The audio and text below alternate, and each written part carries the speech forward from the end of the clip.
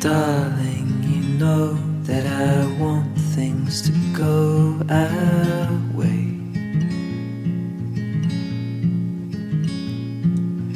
I'll try to reach you to lean every single day. I wanna be somebody that you wanna love. Don't wanna reach for another, wanna color your world. Vous avez dans l'idée de faire un voyage en Europe? Vous y pensez depuis longtemps? Je pense que l'Espagne, si vous choisissez l'Espagne, impossible de se tromper. C'est pas la France, c'est pas l'Italie, c'est pas l'Allemagne, c'est pas la Hollande. C'est pas le Portugal non plus. L'Espagne, c'est particulier. Puis je pense que c'est... réellement, je pense que c'est le plus beau pays du monde pour visiter, pour être en vacances. C'est extraordinaire. Il y a tellement de choses à voir. Et des fois, c'est des choses très, très simples qui nous marquent le plus. Je pense, on ne peut pas être déçu quand on vient d'Espagne. Donc, si vous préparez tranquillement un voyage, pensez à l'Espagne. L'Espagne, c'est 17 régions autonomes. On parle de l'Aragon, on parle des Asturies. Les Asturies, on est au nord-ouest de l'Espagne. Tu sais, il y a beaucoup de différences dans ces régions-là. Sont vraiment très différentes. La Catalogne, les îles Baléares, la Castille. Et la région que moi, je connais le plus, j'ai roulé pas mal en Espagne, j'ai fouiné beaucoup, mais la région que je connais le plus, ben, c'est l'Andalousie. C'est le sud de l'Espagne. Je connais beaucoup l'Andalousie. Et chaque région est divisée en provinces. L'Andalousie est divisée en 8 provinces. Et ces provinces-là portent le nom des plus grandes villes. La province de Séville, Cordoba, Almería, Jaén et la province de Malaga. C'est celle que je connais encore le plus parce que Malaga, vous le savez, j'ai quelqu'un de ma famille qui y habite et moi, je pense que la province de Malaga, c'est la merveilleuse province de Malaga. On est collé sur la mer et c'est l'arrière-pays aussi. C'est superbe. La côte, c'est superbe. Pour les vacances, la Costa del Sol, c'est vraiment le fun. Plein de choses à voir, puis beaucoup de fiesta, mais l'arrière-pays, c'est tellement extraordinaire. Et l'arrière-pays de Malaga, on l'appelle l'Axarquía. Axarquía, qui c'est un mot qui vient de... C'est un mot qui vient de très, très loin. C'est un mot arabe, parce qu'on sait que les Arabes ont dominé l'Espagne plus de 700 ans. Donc, l'Axarquía, cette région-là, où je vais relaxer, ma femme et moi, oui, on l'adore la côte. Ça, c'est sûr. La mer, qui ne peut pas aimer l'océan? Mais pour se reposer, pour aller dans des petits villages, sortir, un peu aller se cacher. C'est extraordinaire. On dirait qu'on habite le bout du monde. Pourtant, on est tout près de Malaga. C'est pas long. On fait une demi-heure, on fait 3/4 d'heure de Malaga. On est tout près. 1 heure. Et c'est la tranquillité. C'est une trentaine. L'Axarquía, c'est une trentaine de petits villages blancs éparpillés, mais pas si éloignés que ça. Parce que à vol d'oiseau, ils sont pas si éloignés que ça. Mais c'est une place spéciale. On est en pleine montagne. C'est très montagneux, très vallonné. Des routes sinueuses, même des routes dangereuses. Quand j'ai pas le volant, Je suis un peu, je suis un peu nerveux parce que c'est des routes assez particulières. Euh, c'est, euh, c'est là que je vais habiter, un petit village. C'est là que je vais me cacher. On l'a vue, puis c'est magnifique. Des fois, on est dans un village et on l'a vue sur l'autre village au loin. On voit les montagnes, les ravins, et on voit l'autre village au loin. On ne peut pas se tanner de ces paysages-là. C'est impossible. Les oliviers, les amandiers, une terre séchée par le soleil, des villages comme, des villages comme El Borgue, Coutard. Coutard, c'est un peu mon deuxième chez moi, Coutard. Peut-être qu'un jour, on va se rencontrer à Coutard et à un autre endroit, peut-être. Peut-être à Frigiliana, Bernard Magossa, Comares, le balcon de l'Axarquia, Comares qui est à 750 mètres d'altitude, plus blanc que blanc, un beau village en altitude. Il faut dormir quelques nuits à Comares. Si vous passez par là, gardez-vous 2 nuits à Comares. Vous allez vivre une expérience extraordinaire. Et quand vous allez partir, c'est sûr que vous allez avoir une larme. C'est tellement beau. Les gens vont vous adopter. Euh, Vous allez vous faire des amis en quelques jours. Et jamais qu'on peut oublier la vue qu'on a à Comares, la vue de l'Axarquia. C'est tellement beau. C'est les routes, hein? Les routes, on l'appelle la route du soleil et de l'avocat. L'avocat, là, OK, on part. On est dans le coin de Neja. Neja, c'est super. On est sur le bord de la mer. Et là, on s'en va vers Vélez Malaga. On est sur le bord de la mer. On commence à monter. Il y a une vallée fertile. Vélez Malaga. Les arbres fruitiers, les orangers, les citronniers, les mangues et bien sûr les avocados. C'est le paradis des avocados. Ou la route de Mudéjar. Mudéjar. Mudéjar. Mudéjar, c'est quoi? À peu près 70 kilomètres de zigzag dans 5 villages. Les petits villages de type arabo-andalou. C'est les derniers petits villages conquis par les rois catholiques contre les morts.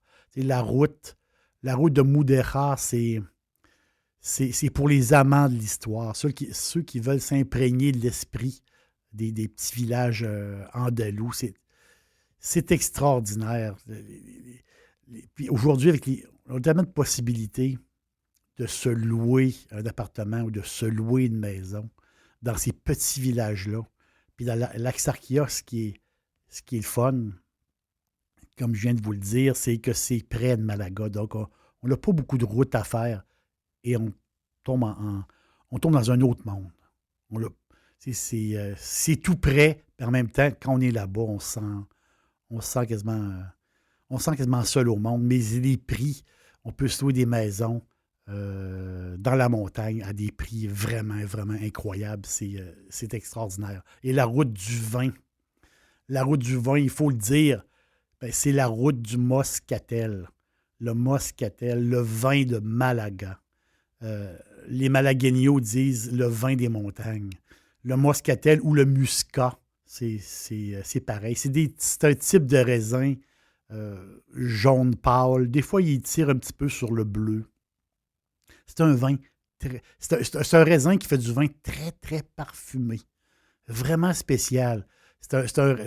Ce raisin-là est consommé en tant que raisin de table, mais il fait partie. On fait du vin avec lui depuis l'Antiquité. Depuis toujours.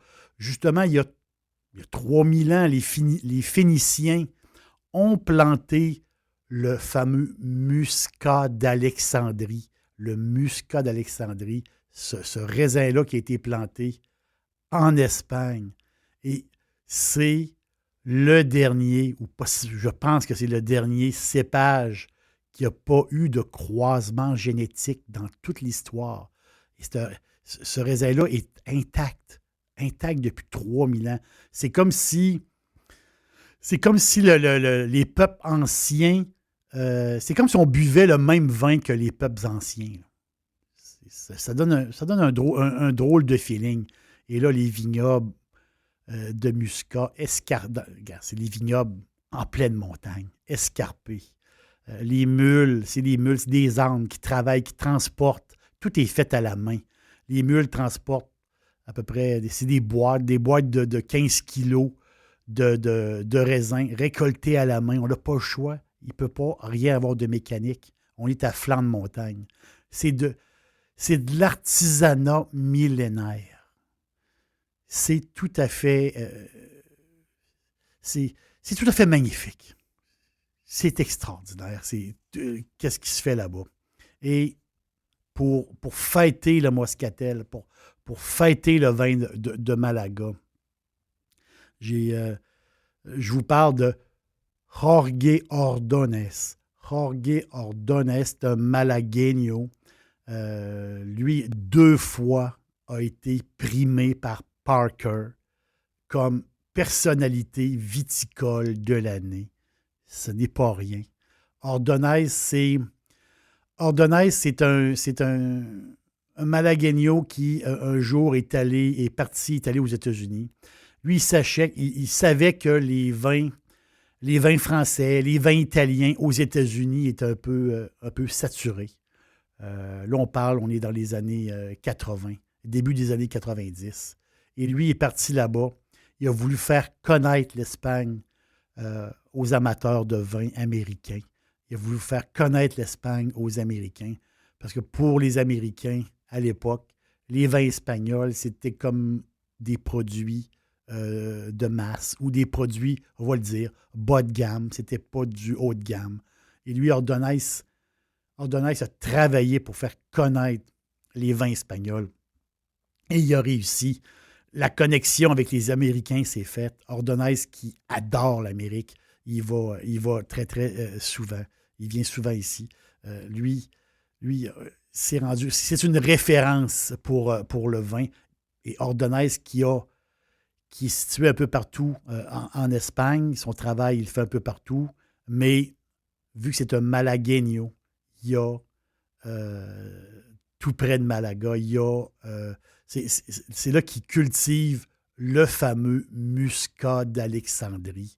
Et je vous parle de deux produits de Ordóñez. Le fameux Victoria DOS, Victoria 2 comme le chiffre 2. Victoria 2, c'est un vin liquoreux. Mais le Moscatel sert beaucoup à faire des vins liquoreux, des vins de dessert ou de ce type-là. Donc, le Victoria 2, c'est 240 grammes de sucre au litre, mais c'est des bonbons, c'est de la fleur en bonbons. C'est bon, ça n'a pas de sens. C'est extraordinaire comme vin de dessert. C'est fantastique. Et pour ceux qui ont la dent moins sucrée, c'est pas tout le monde qui aime ce genre de vin-là. Le Botany, le nom, retenez le nom, Botany. Botany, c'est un Moscatel, mais c'est un vin de dessert sec. Donc, 3 grammes de sucre au litre seulement. Moscatel sec. C'est dans le top 3 des meilleures valeurs chez Robert Parker. En 2016, Parker l'a mis top 3 des meilleures valeurs. C'est incroyable. Botany, ça goûte le vin ancien. Ça goûte le vin millénaire. C'est... quand vous allez l'acheter, ils vont vous dire, oui, c'est un vin de dessert. Moi, je ne le vois pas comme un vin de dessert, Botany. Je le vois comme... Ici, on dit un vin de dessert, mais ce n'est pas ça du tout. Moi, je le vois comme les Espagnols. C'est un vin qu'on prend tout le long de la journée. Un petit verre de Moscatel, un petit verre de Botany. Moi, je le vois comme un vin d'apéro, plus un vin d'apéro qu'un vin de dessert. Il va vous ouvrir la faim. Ça goûte l'Axarquía.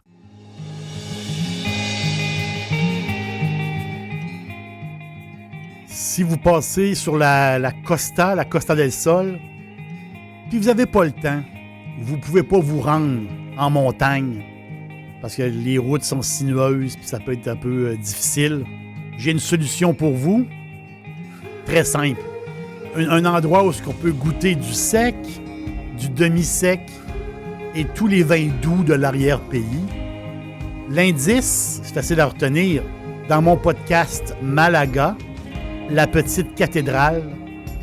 Et c'est l'indice, c'est là qu'il faut aller pour boire un merveilleux vin de l'Axarquía. L'aubergiste vous dit merci. Viva España. À la prochaine.